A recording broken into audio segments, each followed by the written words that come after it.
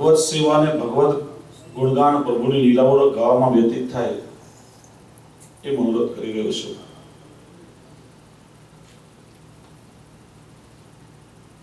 આપણા જીવનને 4 આશ્રમોમાં વિભક્ત કરવામાં આવ્યું. ગૃહસ્થાશ્રમ, બ્રહ્મચર્યાશ્રમ, ગૃહસ્થાશ્રમ, વાનપ્રસ્થાશ્રમ અને સંન્યાસાશ્રમ. જીવનકાળનો પહેલો ભાગ બ્રહ્મચર્યાશ્રમ એટલે જગદીશના જગતનું જ્ઞાન પ્રાપ્ત કરવું, સંસારને સારી રીતે સમજવું, એનું જ્ઞાન મેળવવું, જીવનના બધા રહસ્યોને પામવા. ત્યાર પછી પ્રારંભ થાય ગૃહસ્થાશ્રમનો. ગૃહસ્થાશ્રમની જે જવાબદારીઓ આપણી છે એ બધાની જીવનમાં નિભાવવી. જે જ્ઞાન મેળવ્યું હોય એ જ્ઞાનનો જીવનમાં ઉપયોગ કરવો. ત્યાર પછી વાનપ્રસ્થાશ્રમ. પણ વાનપ્રસ્થાશ્રમ એટલે ઘરવાર છોડીને જંગલમાં ભાગી જવાની ભાવના નહીં. વાનપ્રસ્થનો ખરો અર્થ શું થાય? વનમાં આપણે જઈએ તો શું મળે? વૃક્ષનો શીતળ છાંયડો અને વૃક્ષના મીઠા ફળ. વાનપ્રસ્થનો અર્થ એ થાય આપણે ઘરમાં રહીને આપણા જીવનમાં જે અનુભવો આપણે કર્યા હોય એ આપણા અનુભવના મીઠા ફળ આપણા પરિવારને ખવડાવીએ અને સમગ્ર પરિવાર ઉપર આપણે શીતળ છાંયડો બની રહીએ.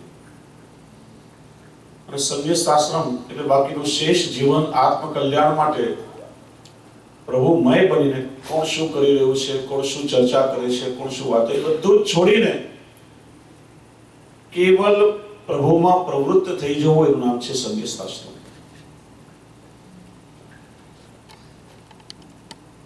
પ્રભુની જ્યારે કૃપા હોય ત્યારે જ આપણા આશ્રમો અલૌકિક બની શકે છે. વૈષ્ણવ ખૂબ ખૂબ મારી પ્રસન્નતા વ્યક્ત કરું છું. અને આજના પ્રસંગને એ પ્રકાર આપણે કહીએ તો ત્રિવેણીનો અનુભવ એના વૈષ્ણવને થઈ રહ્યો છે. સુવર્ણ જયંતિ તો એક ઠાકોરજીની કૃપાથી એક અવસર છે, પરંપરાના રૂપમાં આપણે મનાવી રહ્યા છીએ. સાથે સાથે કંઈક આપણે સ્વમાર્ગી ચિંતન પણ કરશું.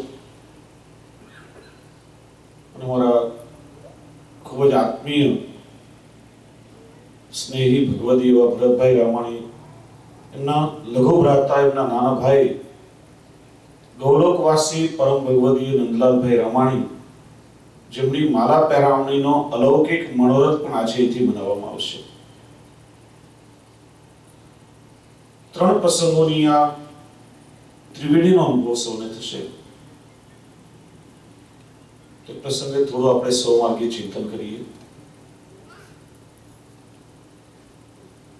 જગતગુરુ મહાપ્રભુ શ્રી વલ્લભાચાર્યજીએ નિસ્સાધન દૈવી જીવોનો ઉદ્ધાર કરવા માટે ભગવદ આજ્ઞાથી આ પુષ્ટિ ભક્તિ માર્ગ પ્રયોગ કર્યો.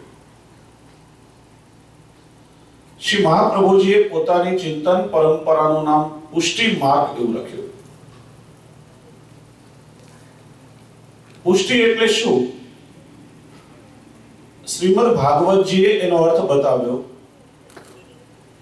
ભાગવતજીનો 6થો સ્કંદ એ ભગવાનની પુષ્ટિ લીલા, પોષણ લીલા. પોષણમ તદ અનુગ્રહ. પુષ્ટિ શબ્દનો અર્થ છે ભગવાન શ્રી કૃષ્ણની કૃપા, ભગવાનની કરુણા, ભગવાનનો અનુગ્રહ. અને ચોથો સમાનાર્થી શબ્દ જોઈતો હોય તો પ્રસાદ. પ્રસાદ શબ્દના 2 અર્થ થાય. પ્રસાદ એટલે ભગવાનની કૃપા અને પ્રસાદ એટલે પ્રસન્નતા. એટલે જ કોઈ હાથમાં આપણને પ્રસાદ આપે તો તરત જ આપણને પ્રસન્નતા થાય છે. પુષ્ટિ કે અનુગ્રહ એ ભગવાનનો સર્વોપરી ધર્મ છે. ભગવાન અનંત ધર્મોને ધારણ કરે છે, પણ જ્યારે ભગવાન ભૂતલ ઉપર અવતાર ધારણ કરે, અવતાર કોને કહેવાય? કે ભગવાન પોતાનું નિજધામ છોડીને ભક્તોના કાર્ય કરવા માટે આ ભૂતલ ઉપર અવતરિત થાય ત્યારે ભગવાનના અવતાર કહેવાય છે. જે અવતાર કાર્ય કરવા માટે જેટલા શક્તિ સામર્થ્ય કે ગુણોની આવશ્યકતા હોય એ અવતારમાં ભગવાન એટલા જ ધર્મોને પ્રગટ કરે છે. દરેક અવતારમાં બધા ધર્મો પ્રગટ હોતા નથી. કેવલ એક કૃષ્ણાવતારમાં પરબ્રહ્મ પોતે અંશી 6 ધર્મો 12 શક્તિઓ અને 64 કલા સહિત પ્રગટ થયા છે. એટલે કૃષ્ણાવતાર એક પરિપૂર્ણ અવતાર કહેવાય છે. એ તો સાક્ષાત પુષ્ટિનો જ અવતાર છે. પણ દરેક અવતારમાં બધા ધર્મો પ્રગટ નથી.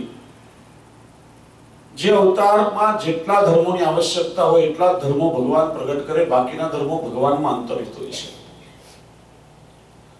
પણ આ પુષ્ટિ કે કૃપા નામનો ધર્મ છે એ દરેક અવતારમાં ભગવાનની સાથે પ્રગટ હોય છે. ક્યારે અલ્પ પણ થતો નથી ને તિરોહિત પણ થતો નથી.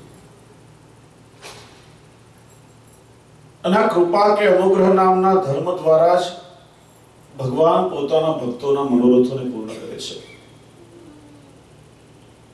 ભગવાનની કૃપાને આપણે 2 પ્રકારે સમજીએ. ભગવાનની સાધારણ કૃપા અને બીજું ભગવાનની વિશેષ કૃપા. જેના ઉપર ભગવાનની સાધારણ કૃપા થાય એના આલોક સંબંધી કે ભગવત સંબંધી જે કંઈ મનોરથો મનમાં હોય ભગવાન કેવલ કૃપા દ્વારા પૂર્ણ કરે છે. એમાં ભગવાનને કંઈ પરિશ્રમ કરવો પડતો નથી. પણ જેના ઉપર ભગવાનની વિશેષ કૃપા અવતરિત થાય તો એને ફળ સ્વરૂપે શું મળે? તો કયું વિશેષ અનુગ્રહસ્તુ વિરલજન વિષયો ભગવદ રૂપાત્મક ફલ સાધક. જેના ઉપર ભગવાનની વિશેષ કૃપા અવતરિત થાય એને ભગવાન ફળ સ્વરૂપે બીજું કંઈ આપતા નથી, પણ ભગવાન પોતે જ એના બની જાય છે. એને ફળ સ્વરૂપે સ્વયં ઠાકોરજી પોતે મળી જાય છે. અને પુષ્ટિ માર્ગમાં તો વિશેષ કૃપાને જ આપણે કૃપા માંગીએ છીએ. પુષ્ટિ જીવોને ઠાકોરજીના સ્વરૂપાનંદની સામે ચતુર્વિધ મુક્તિ પણ તુચ્છ લાગે છે. ભક્તો માંગે છે કે પ્રભુ અમારે મુક્તિ નથી જોઈતી, અમારે તો આપની ભક્તિ જોઈએ છે. પણ ભગવાનની આ વિશેષ કૃપા દુર્લભ નહીં, અતિ દુર્લભ છે. કેવલ ભગવાનના અત્યંત પ્રીતિપાત્ર જીવોને જ એનો અનુભવ થાય છે.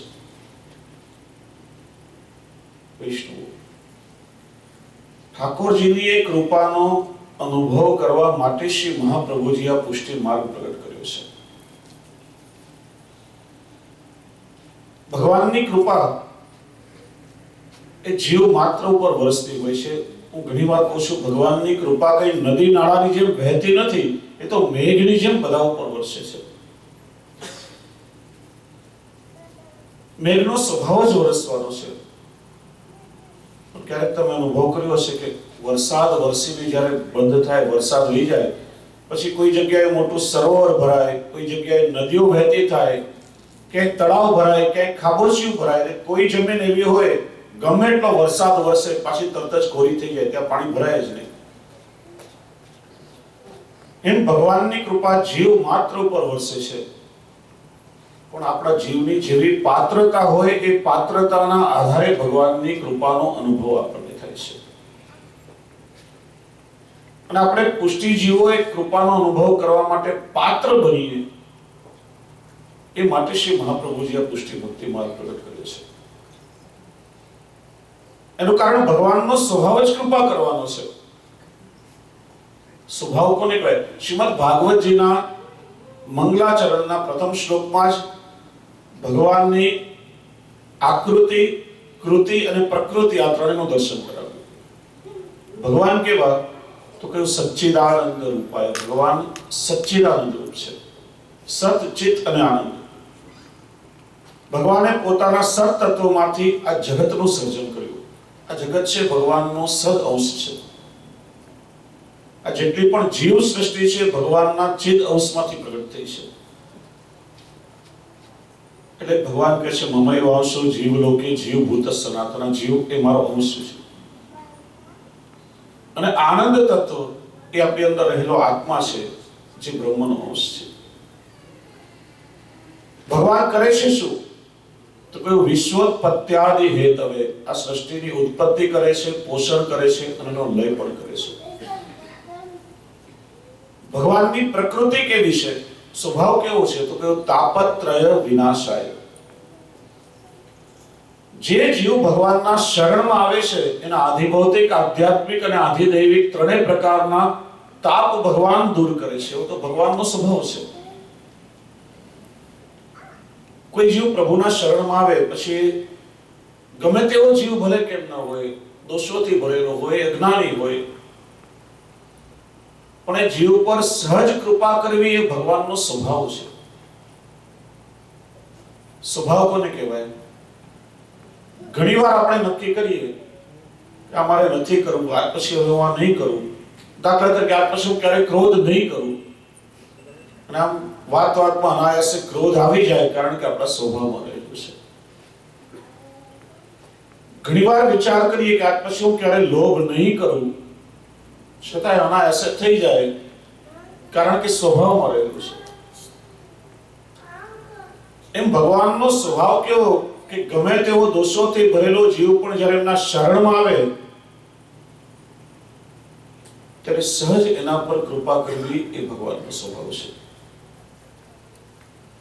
એટલા માટે શ્રી મહાપ્રભુજી આપણને સમજાવે છે કે જીવ જ્યારે ભગવાનના શરણમાં આવે છે ત્યારે એની પાત્રતા નિર્મિત થાય છે, અને પાત્રતા નિર્મિત થાય ત્યારે ઠાકોરજીની કૃપાનો સહજ એને અનુભવ થવા લાગે છે. એનું કારણ, ભગવાન તો કૃપાની વૃષ્ટિ કરે, પણ આપણી જો પાત્રતા ન હોય ને તો જીવ પ્રભુની કૃપાને પણ ઝીલવી શકતો નથી. માનો બહાર વરસાદ વરસતો હોય અને તમે આમ ચમચી લઈને બહાર ઉભા હોય તો એ ચમચી જેટલું પાત્ર હોય એટલું જ પાણીની અંદર આવે, બાકીનું બધું બહાર ઢોળાઈ જાય.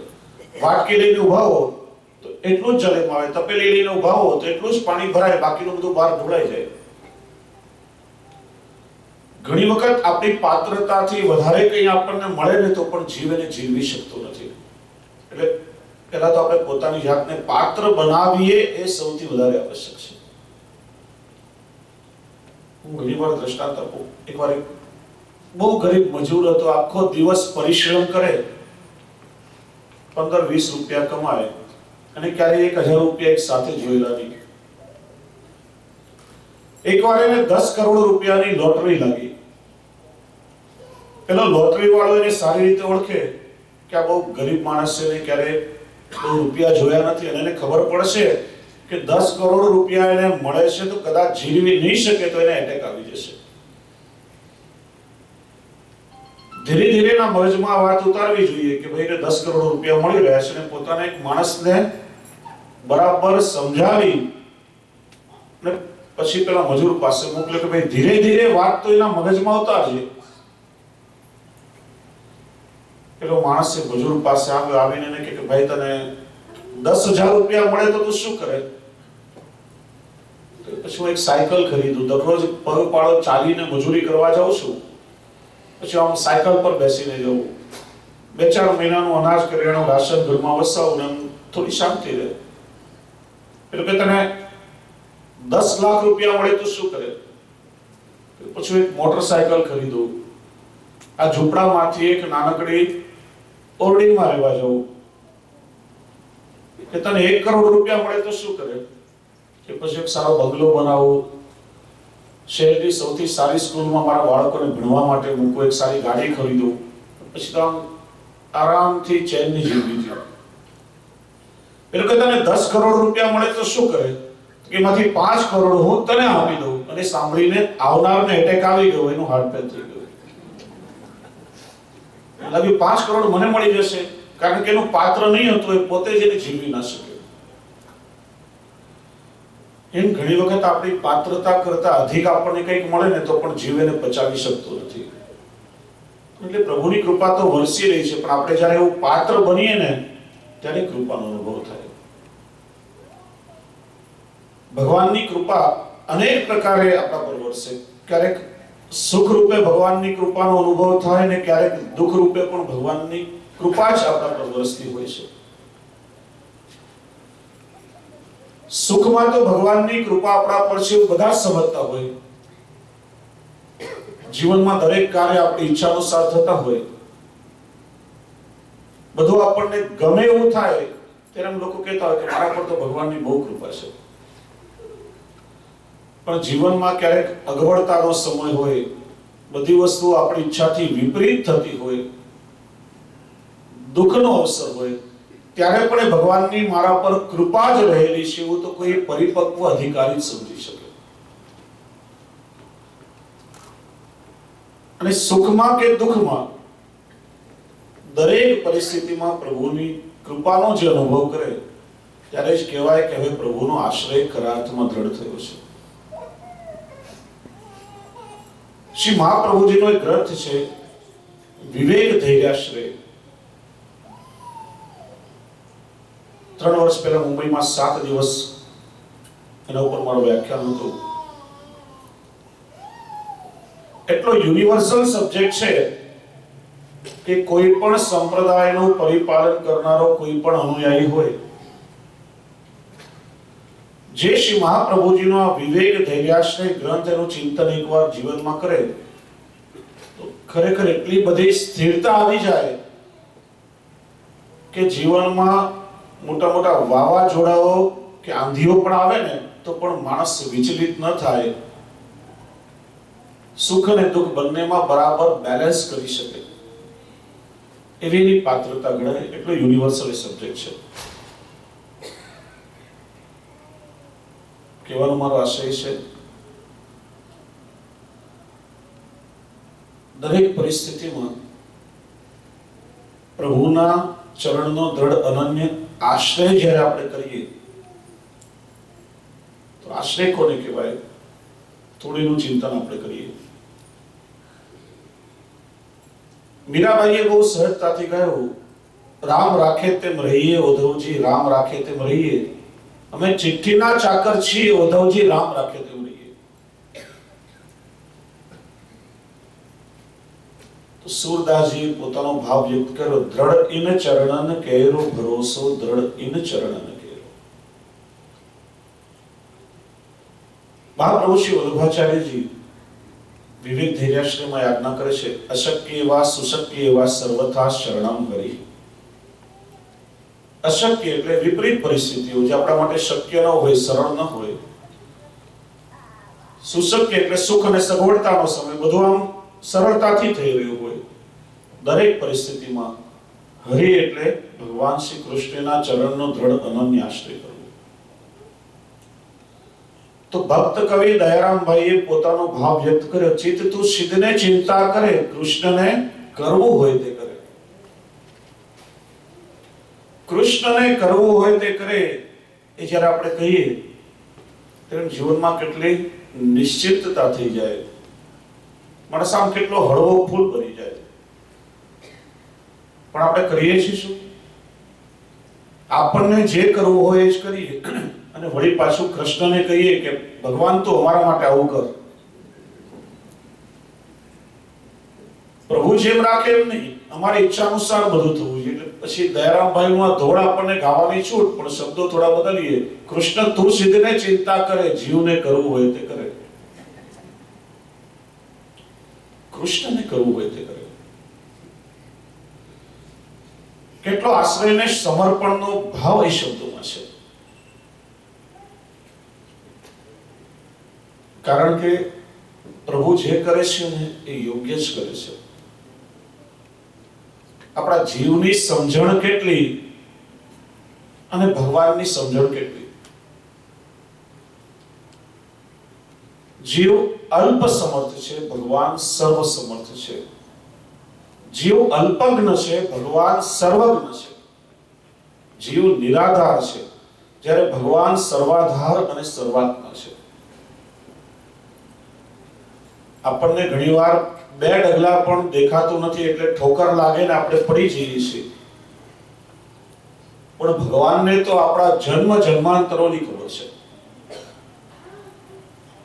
એટલા માટે ક્યારે કયા સમયે કઈ વસ્તુ દ્વારા જીવનું હિત થશે ભગવાનને ખબર છે, આપણને જીવને ખબર નથી. એટલા માટે પ્રભુ જે કરે છે તે યોગ્ય કરે છે, સમય પર કરે છે. જીવ પ્રભુની ક્રિયાને સમજી શકતો નથી અને એટલા માટે જીવનમાં ઘણી બધી વખત ફરિયાદો કરવા લાગે છે. ભગવાને આ મારી સાથે બરાબર નથી કર્યું ને કંઈક આપણી ઈચ્છાથી થતા ભગવાને મારી સાથે બહુ સરસ કર્યું છે, આ સારું કર્યું છે અને આ ખરાબ કર્યું છે. ભગવાનની ક્રિયાને સારું કે ખરાબ કહેનારા આપણે કોણ? પેલા તો એ બરાબર સમજો કે ભગવાન નથી કોઈનું સારું કરતા કે ભગવાન નથી કોઈનું ખરાબ કરતા. ભગવાન જે કરે છે તે યોગ્ય કરે છે. સારું અને ખરાબ એ આપણી સમજણો છે, એ આપણા અનુભવો છે. ઘણી વખત કોઈ વસ્તુ આપણને આપણા માટે સારી લાગતી હોય, એનાથી બીજા કોઈનું અહિત પણ થતું હોય, અને ઘણી વખત કોઈ વસ્તુ બીજા કોઈ માટે સારી હોય એનાથી આપણું નુકસાન થાય. સારું અને ખરાબ એ આપણી અભિવ્યક્તિ છે. દાખલા તરીકે માની લો કે આપણે એવું નક્કી કરીએ કે 1 વર્ષ સુધી આખા ડલાસમાં કોઈ પણ વ્યક્તિ બીમાર પડવું જોઈએ નહીં, બધા તંદુરસ્ત રહે. તો પછી બીજા કેટલાય લોકો બીમાર પડી જાય, ડોક્ટર હોય બધા બીમાર થઈ જાય, કારણ કે આપણા માંદા પડીએ તો ડોક્ટરોની આજીવિકા ચાલે છે. આપણા પગમાં ફ્રેક્ચર થાય તો પેલો ઓર્થોપેડિક સર્જનો એને જોબ મળે. આપણા માટે કદાચ નુકસાન હશે પણ બીજા માટે સારું છે. એટલે સારું અને ખરાબ એ આપણી અભિવ્યક્તિઓ છે.